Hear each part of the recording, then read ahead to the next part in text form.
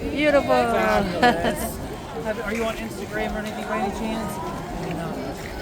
Sure. Can I give you my card? Beautiful.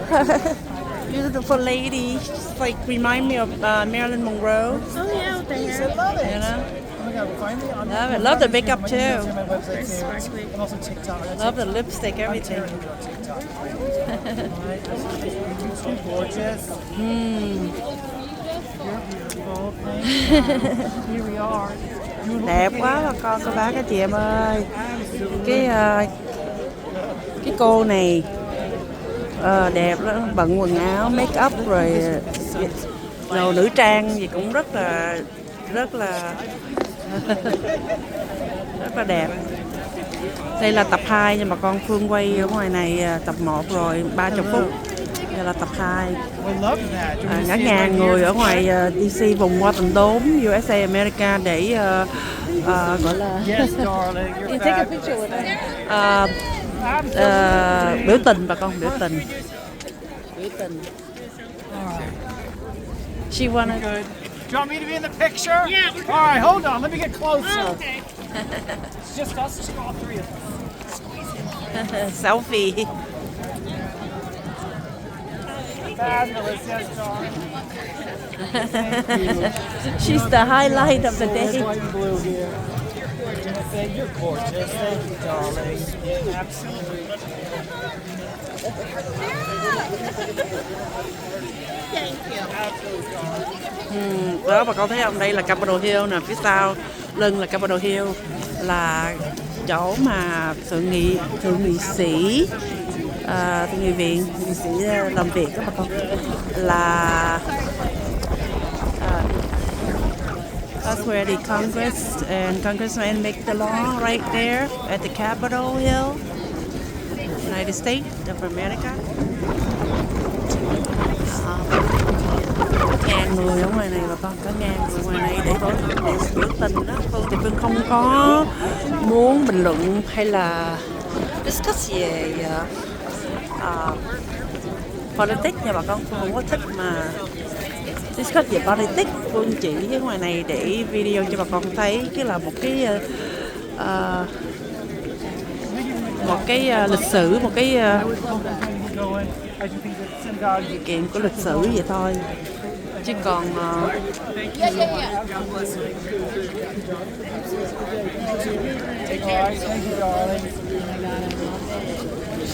My drag name is Tara Hoot. Born Tara Hoot. What's your name? This is my card. You just want to find me on Google. Do you want to get a picture? đó thì bà con thấy không, biểu tình cả ngàn người luôn á bà con, đông lắm ở trên ở ngoài vùng Hoa Tịnh đốn. Got a bubble gun too. Bubble gun. Yes, darling. Have a beautiful day. Absolutely. Where we look? I'm taking it. Oops, sorry.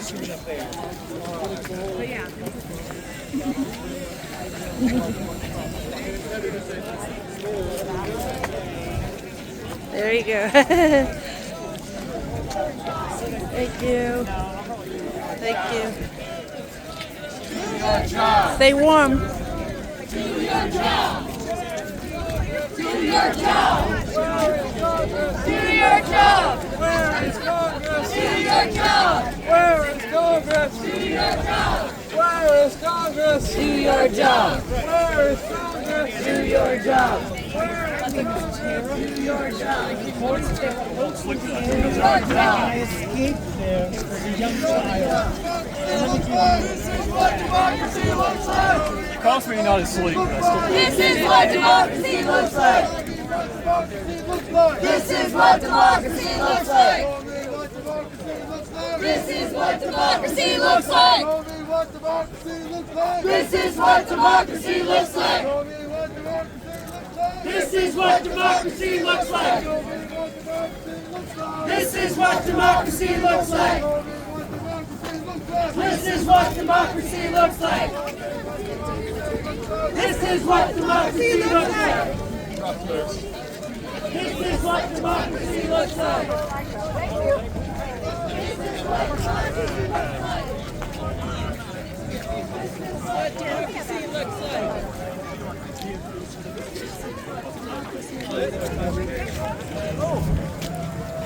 I don't think that's hurt.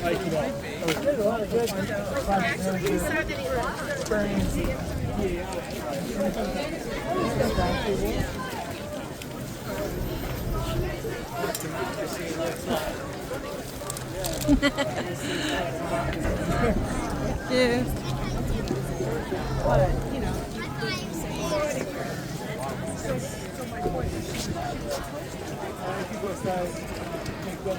Spurs, so this is like more.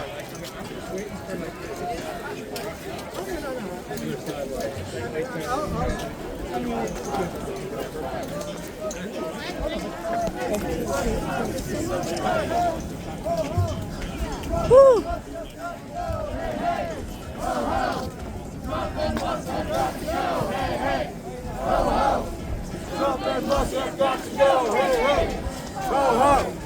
Trump and Musk have got to go.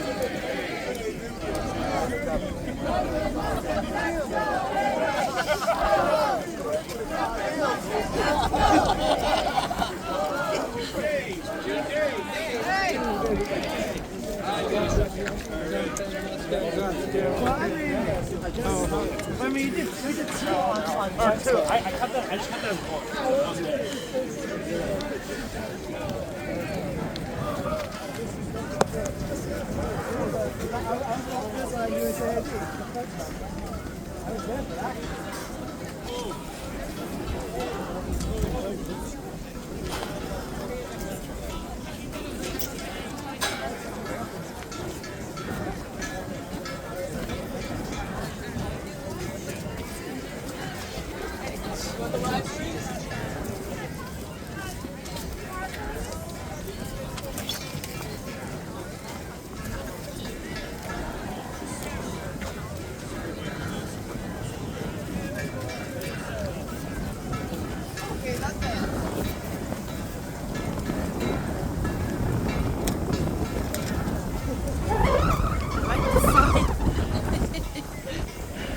Thank you for being here.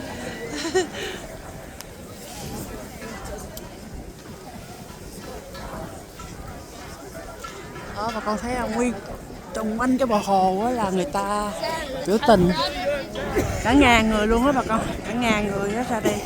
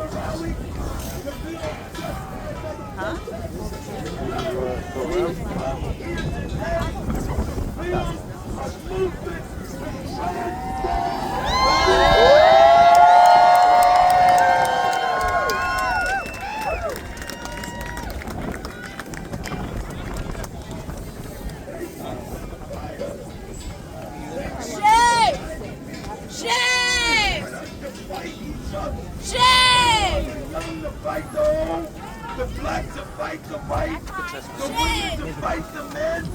But we're here to say they want the straight to fight the gay.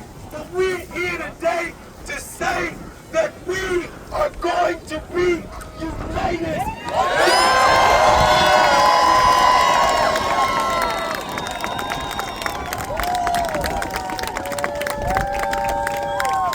We're here today because we face an existential crisis. Everybody can feel it. Everybody can feel it. Everybody knows that this is an extraordinary moment. And everybody knows that, you know, like they taught us in school. It's different. It's different. This is different. These people, they don't care about us. They don't care. They talk all this talk about they want to be more efficient and they want to spend money better. It's all subterfuge. It's all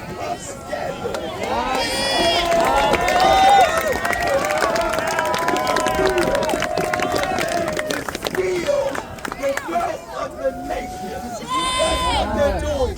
They want to cut back funds for education. They want to cut back funds for Social Security. They want to cut back funds to our veterans. They want to cut back funds for veterans. They want to cut a lot of stuff. But we're here today to say we're going to cut them out.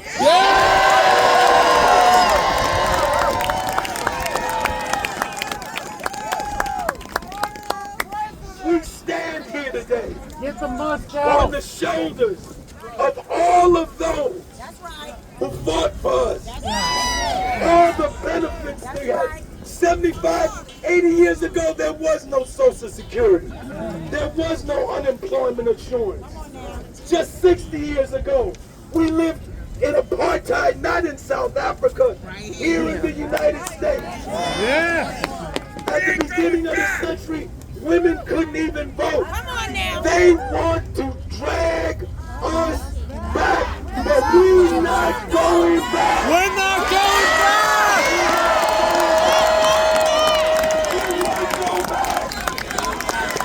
We won't go back. We won't go back. We won't go back. We won't go back. We won't go back. We won't go back. We won't go back. We won't go back. We won't go back. We won't go back. We won't go back. We won't go back. I say today, on this day, in this place, we swear an oath. An oath of allegiance to each other. Not to some mystical something, not to some people in power. We swear an oath to each other. We swear an oath to our children. We swear an oath to our grandparents. We swear an oath to the homeless. We swear an oath to working Constitution! people. We swear an oath to our immigrant brothers and sisters.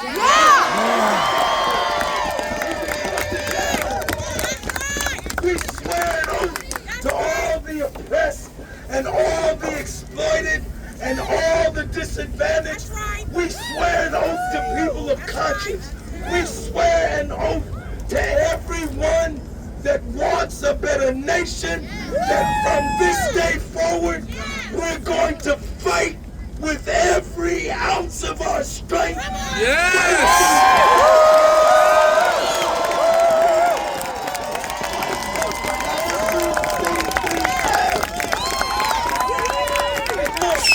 We're not just fighting to stop Trump. Listen, this didn't start with Trump. You think this started with Trump? It started with Musk. 100 Musk. At the turn of the century, it was the Rockefellers, and it was the Mellons, and it was the DuPonts, and it was the robber barons. We got the same robber barons today. In fact, I came here today to Washington. If you're ready, I'm ready. Let's go make some citizens arrests. Arrest Musk! Let's go make some citizens arrests. Let's go. Look at this. Look at you. Let's go. We're all in here together. Black and white and Hispanic and Latino and Asian and men and women and gay and straight. We're all here together. Do you know what kind of movement we can build? If we just put our minds to it, if we just put aside all these things that are dividing us in this country. We need a movement. We're not going to be able to beat them with a little bit of people. We're not going to be able to beat them with our own groups over here and over there. We need to bring all of our struggles together in one mighty movement.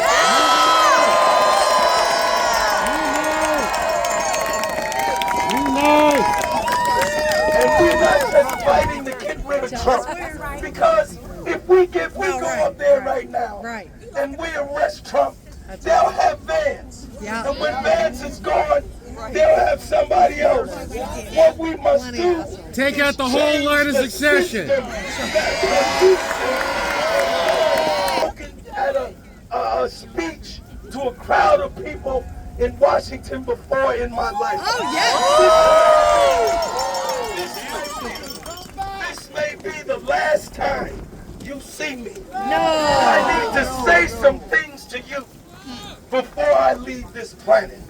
I need to say some things. I'm 71 years old. I was born into apartheid America. I was born under Jim Crow.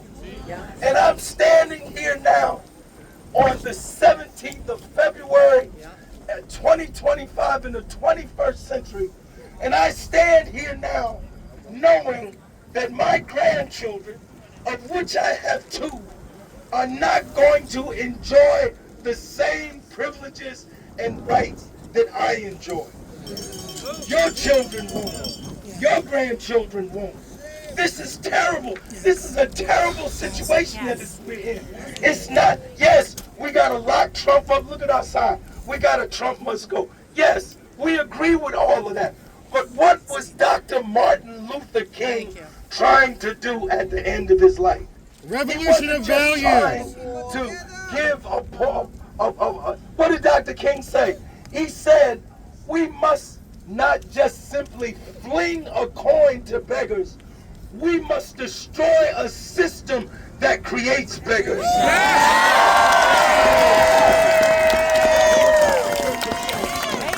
At the end of his life, where was Dr. King going?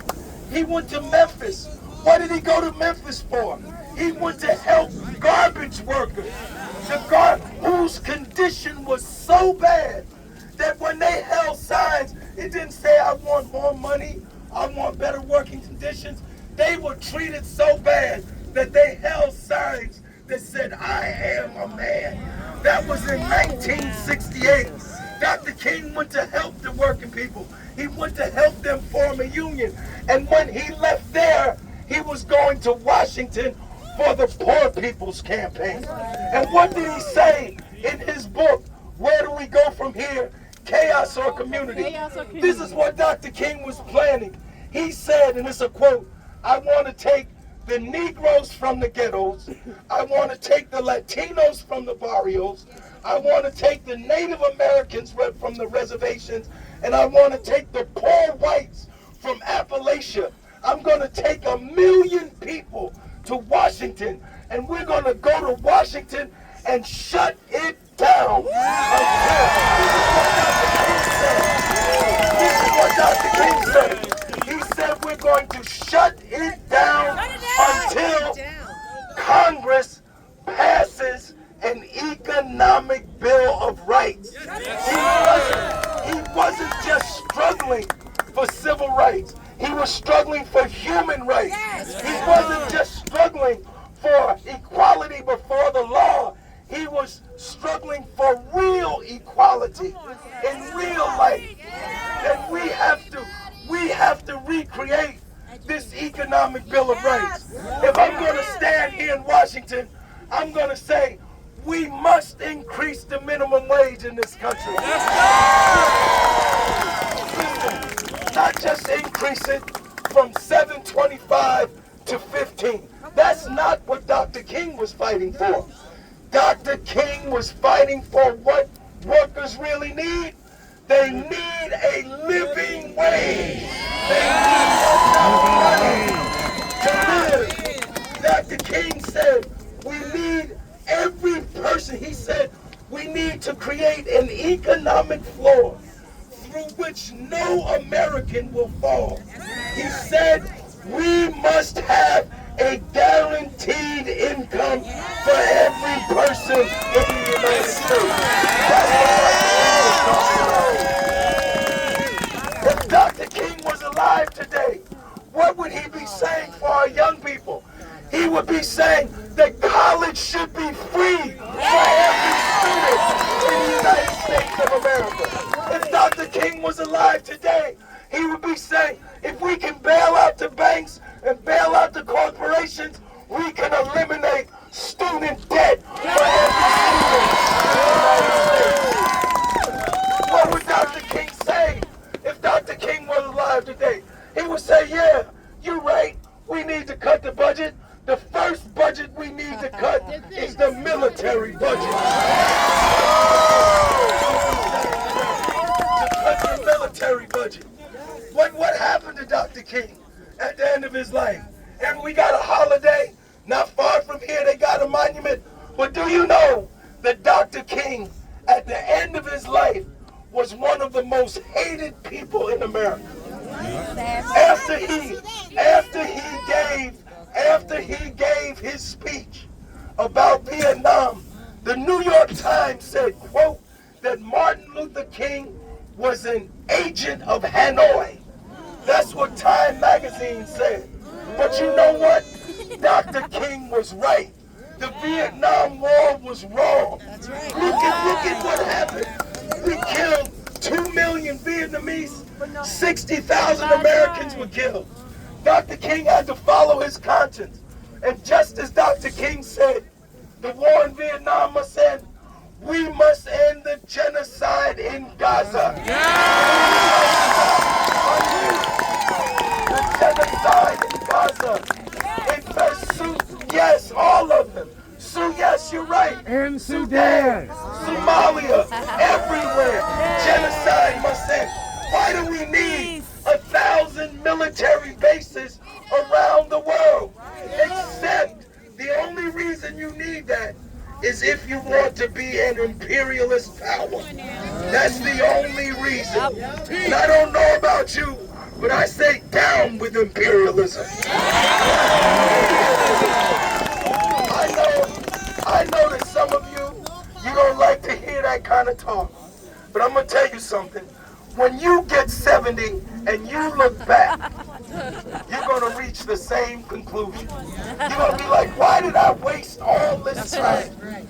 Look, this is the richest country in the world. The only thing that we are #1 in is the manufacture and export of weapons. We're not #1 in education. We're not #1 in healthcare. We're not #1 in how Sweden and Norway and Denmark are countries much poorer than the United States. But their people have a much richer quality of life because they made a decision. They made a decision that all the wealth should not go to 4 or 5 people at the top of the economic pyramid. Listen. If Canada, if Mexico, if Japan, if England, if France, in Germany, if they can have universal health care, we should have universal health care.